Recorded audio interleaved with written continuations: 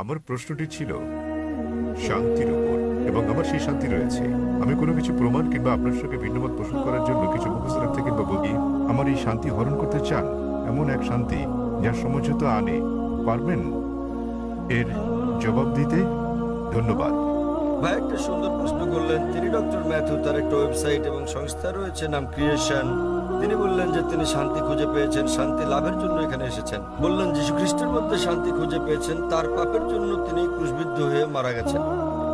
তিনি ক্রুশবিদ্ধ হয়ে মারা গেছেন, তাই তিনি আমাকে প্রশ্ন করছেন আমি কি আপনার শান্তি হরণ করতে পছন্দ করি? ভাই আমি কখনো আপনার শান্তি নষ্ট করতে চাই না। আমি আপনার মিথ্যে শান্তি নষ্ট করতে চাই এবং আপনাকে সত্যিকারের শান্তি দিতে চাই। আমি যীশু খ্রিস্টকে তার উপর শান্তি পরিচিত হোক ভালোবাসি, তাকে শ্রদ্ধা করি এবং সম্মান করি। আমি জানতে চাই আপনিও কি যীশু খ্রিস্টকে ভালোবাসেন কিনা। আপনার কাছে আমার একটা প্রশ্ন, জি। আপনি কি একমত? হ্যাঁ। বিশ্বাস করেন যীশু খ্রিস্ট ঈশ্বর? হ্যাঁ। ঠিক আছে ভাই, এবার হয় আপনি সত্যিকারের শান্তি নিন, নয় আমি আপনার শান্তি গ্রহণ করি। ঠিক ঠিক আছে। যদি আপনার শান্তি প্রকৃত শান্তি হয়, আমি আমার শান্তি ছেড়ে দিয়ে আপনার সঙ্গে যোগ দেব। ঠিক আছে। এখন আমাকে বললেন যীশু খ্রিস্ট তার উপর শান্তি পরিষদ হোক ঈশ্বর। আমি চ্যালেঞ্জ করছি আপনাকে, পারলে বাইবেলের এমন একটা অনুচ্ছেদ দেখান, স্পষ্ট করে বলা একটা অনুচ্ছেদ দেখান, একটা দ্ব্যর্থহীন ভাবে বলা অনুচ্ছেদ দেখান, যেখানে যীশু খ্রিস্ট তার উপর শান্তি পরিষদ হোক নিজে বলেছেন যে আমি ঈশ্বর অথবা আমার উপাসনা করো, তাহলে আমি খ্রিস্ট ধর্ম গ্রহণ করতে রাজি আছি। আপনি বললেন যিশু হলেন ঈশ্বর। মুসলিমদের যতটা সংশ্লিষ্টতা রয়েছে তাতে ইসলাম ধর্ম হচ্ছে একমাত্র খ্রিস্টান ধর্ম বিশ্বাস যাতে যীশু খ্রিস্টকে তার উপর শান্তি পরিষিত হোক বিশ্বাস করতে বলা হয়েছে। কোন মুসলিমই মুসলিম হতে পারবে না যদি সে যীশু খ্রিস্টকে বিশ্বাস না করে। আমরা বিশ্বাস করি যে তিনি সর্বশক্তিমান ঈশ্বরের অন্যতম সেরা পয়গম্বর ছিলেন। আমরা বিশ্বাস করি যে তিনি মসিহ ছিলেন, মানে খ্রিস্ট ছিলেন। আমরা বিশ্বাস করি তিনি জন্ম নিয়েছিলেন অলৌকিকভাবে, কোনো পুরুষের সংস্রব ছাড়াই, যা অনেক আধুনিক খ্রিস্টানই বিশ্বাস করে না। আমরা বিশ্বাস করি যে তিনি ঈশ্বরের অনুমতিক্রমে মৃতকে জীবন দান করেছিলেন। আমরা বিশ্বাস করি যে তিনি ঈশ্বরের অনুমতিতে জন্মান্তর কুষ্ঠরোগীদের সুস্থ করেছিলেন। মুসলিম আর খ্রিস্টানরা এখানে একসঙ্গে চলছি, কিন্তু পার্থক্য আছে। যেমনটা আপনি বললেন যে বেশিরভাগ খ্রিস্টান বিশ্বাস করেন যে যীশু খ্রিস্ট নিজেকে ঈশ্বর দাবি করেছেন।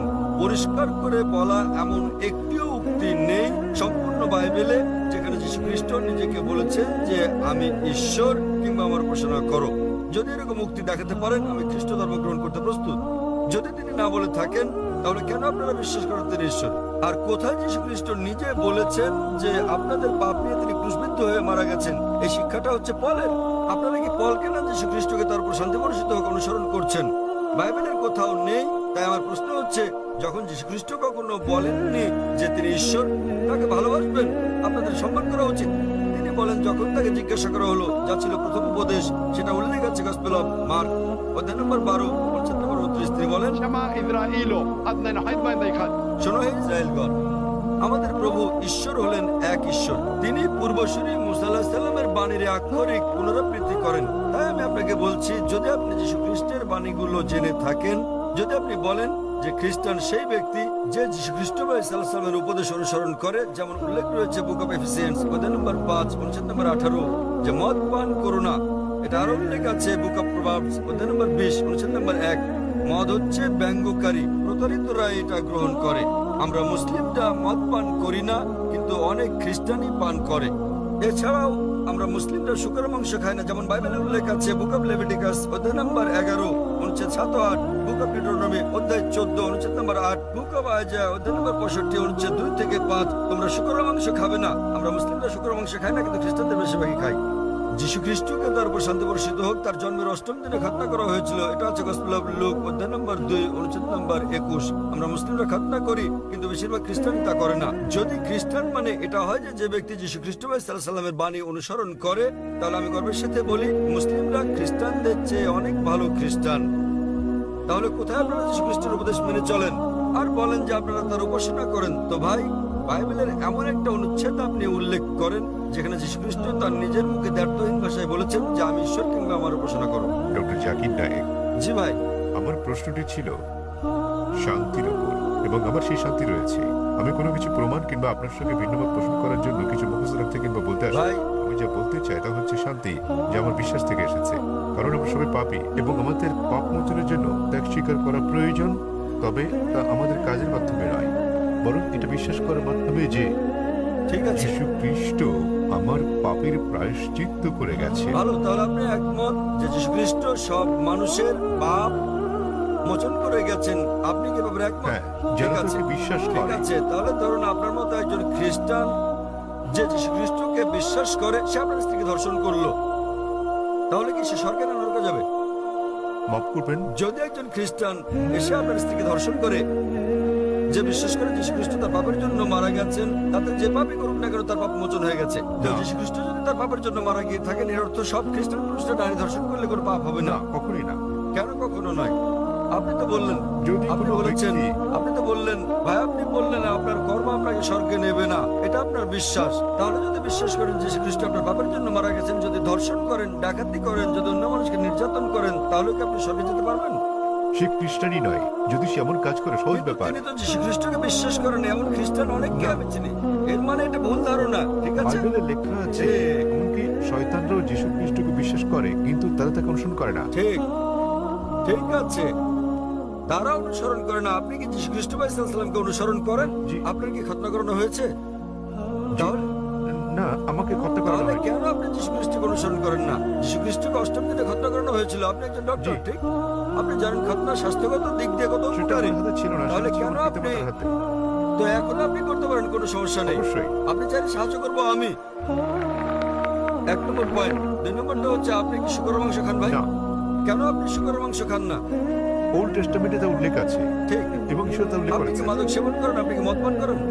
না, ভালো। আপনি কি বিশ্বাস করেন যীশু খ্রিস্ট ঈশ্বর?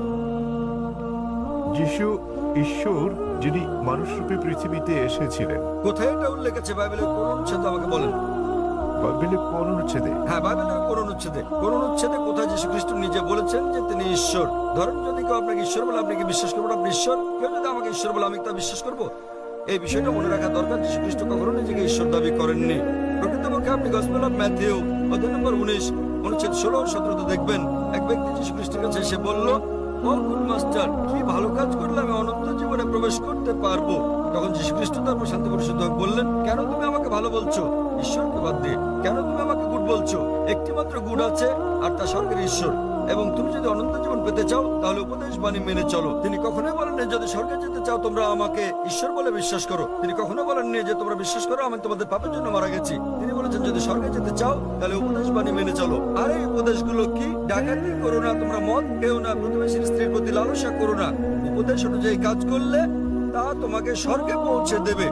যীশু খ্রিস্ট কখনোই বলেননি যে তিনি ঈশ্বর ছিলেন। তাহলে আপনারা কেন বলছেন যে যীশু খ্রিস্ট তারপর শান্তি পরিষদ হোক ঈশ্বর? আপনারা তার মানে মানছেন না। আমি বলিনি যে যিশু ঈশ্বর, আমি বলেছি আমার মনে শান্তি আছে এবং এই শান্তি ভাগ করে নিতে চাই। ভাই, অনেক মানুষ আছে শয়তানের পূজা অর্চনা করার একটা দল আছে, আপনি কি জানেন? আপনি কি ব্যাপারে শয়তানের সচেতন? পূজা অর্চনা করার অনেক ঠিক, দল। তাই তারা শয়তানের পূজা করে শান্তি পায়, তবে তা মিথ্যে শান্তি। তাই তো আপনাকে মিথ্যে শান্তি থেকে বের করে নিয়ে এই সত্যিকারের শান্তি দিতে চাই আমি। আপনি যাকে শান্তি বলছেন সেটা প্রকৃত শান্তি নয়। আপনি একটা ভুয়া ঈশ্বরের উপাসনা করছেন। যীশু খ্রিস্ট তার উপর শান্তি বর্ষিত হোক কখনো বলেননি তিনি ঈশ্বর। সুতরাং আপনি ভুল ঈশ্বরের উপাসনা করছেন এবং আপনি ভুয়া শান্তিতে আছেন। যেমন কিছু মানুষ শয়তানের পূজা করেও তারা ভাবে যে তারা সঠিক পথে আছে। আমি আপনাকে এই ভুয়া শান্তি থেকে বের করে নিয়ে আসল শান্তির পথে আনতে চাই। কারণ আমি নিজেকে একজন খাঁটি খ্রিস্টান ভাবি। যদি খ্রিস্টান মানে এমন ব্যক্তি হয় যিনি যীশু খ্রিস্ট বা ঈসা আলাইহিসসালামের বাণী মেনে চলেন, তাহলে আমি খ্রিস্টানদের চেয়ে বড় খ্রিস্টান। আপনি কি জানেন যীশু খ্রিস্ট তারপর শান্তি পরিষদ হোক বলেন, গসপেল অফ জন অধ্যায় নম্বর 16 অনুচ্ছেদ 12 থেকে 14, তোমাদেরকে আমার অনেক কিছু বলার আছে, কিন্তু তোমরা এখন তা সহ্য করতে পারবে না। যখন সত্যের আত্মা আসবেন তিনি তোমাদের সত্যের দিকে নিয়ে যাবেন। তিনি তোমাদেরকে ভবিষ্যতের নিদর্শন দেখাবেন, আমাকে গৌরবান্বিত করবেন। যীশু খ্রিস্টের পর কোন নবী ঈসা আলাইহিস সালামকে যীশু খ্রিস্টকে গৌরবান্বিত করেছেন? তিনি নবী মুহাম্মদ সাল্লাল্লাহু আলাইহি সাল্লাম। তাহলে নবী মুহাম্মদের আগমনের পূর্বাভাস ভবিষ্যৎবাণী রয়েছে বাইবেলে, এমন অনেক উদ্ধৃতি রয়েছে। আপনার কাছে প্রশ্ন, কেন যীশু খ্রিস্ট বা ঈসা আলাইহিস সালামের নির্দেশগুলো মানেন না এবং কেন নবী মুহাম্মদ সাল্লাল্লাহু আলাইহি সাল্লামকে অনুসরণ করেন না? তাহলে আপনি কেমন খ্রিস্টান? আপনি কি বোঝাতে চেয়েছেন যে আমি খ্রিস্টানদের শিক্ষা অনুসরণ করি? মোটেই তা নয়, আমি রেফারেন্স দিয়ে উদ্ধৃতি দিচ্ছি। বাড়ি ফিরে গিয়ে আপনি বাইবেল দেখেন রেফারেন্স সহ। আমি সত্যিকারের খ্রিস্টান, আপনি খ্রিস্টান নন। যাচাই করা সহজ ভাই। সহজ, খুব সহজ। আপনি যা বলছেন আমি তা উদ্ধৃতি দিয়ে বলছি, আপনি একটি উদ্ধৃতিও দিতে পারেননি। আমি খ্রিস্ট ধর্মবেত্তাদের চ্যালেঞ্জ করছি। আমি খ্রিস্ট ধর্মবেত্তাদের যে কাউকে চ্যালেঞ্জ করছি। আপনাদের ধর্মবেত্তাদের নিয়ে আসুন। যদি আপনি বলেন যে আপনার ধর্ম সম্পর্কে জ্ঞান নেই, তাহলে আপনার ধর্মবেত্তাদের নিয়ে আসুন। বিশ্বের শ্রেষ্ঠ এবং আমরা সংলাপে বসবো। নিশ্চয়। তবে সে ব্যক্তিকে হতে হবে বিজ্ঞ, রাস্তাঘাটে যেন কোনো লোক নয়, এমন ব্যক্তি যিনি মানুষকে আকৃষ্ট করতে পারেন, এমন ব্যক্তি যিনি পড়াশোনা করেছেন। আপনি ভারতের মধ্যে, বিশ্বের মধ্যে যিনি সবচেয়ে ভালো, তাকে নিয়ে আসুন, আমরা সংলাপ করব।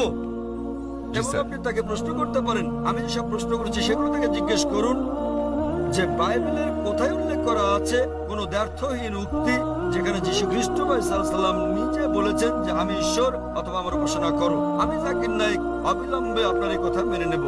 আপনি যদি বাইবেলের যে কোনো সংস্করণ থেকে দেখাতে পারেন কোন দ্ব্যর্থহীন উক্তি, কোন সুস্পষ্ট উক্তি যেখানে যীশু খ্রিস্ট বা ঈসা আলাইহিস সালাম নিজে বলেছেন যে আমি ঈশ্বর কিংবা আমার উপাসনা করো, তাহলে আমি তাকে ঈশ্বর মানব। তবে এমন একটি উক্তি নেই। সুতরাং আপনারা যা করছেন তা হচ্ছে যীশু খ্রিস্টের উপদেশগুলো আপনারা অনুসরণ করছেন না। এটা হচ্ছে চার্চের শিক্ষা, যীশু খ্রিস্টের তার উপর শান্তি বর্ষিত হোক নয়। তাই আমি আপনাকে অনুরোধ করি ভাই, দয়া করে মিথ্যা শান্তি ত্যাগ করুন এবং সত্যিকারের শান্তি গ্রহণ করুন। সত্যিকারের শান্তি হচ্ছে ঈশ্বরের কাছে আত্মসমর্পণ করা। সেই ঈশ্বর যিনি যীশু খ্রিস্ট বা ঈসা আলাইহিস সালামকে সৃষ্টি করেছেন, কোনো ভুয়া দেবতা নয়। যীশু খ্রিস্ট বা ঈসা আলাইহিস সালাম ঈশ্বরের একজন পয়গম্বর ছিলেন, ঈশ্বর ছিলেন না। আশা করি উত্তরটা পেয়েছেন।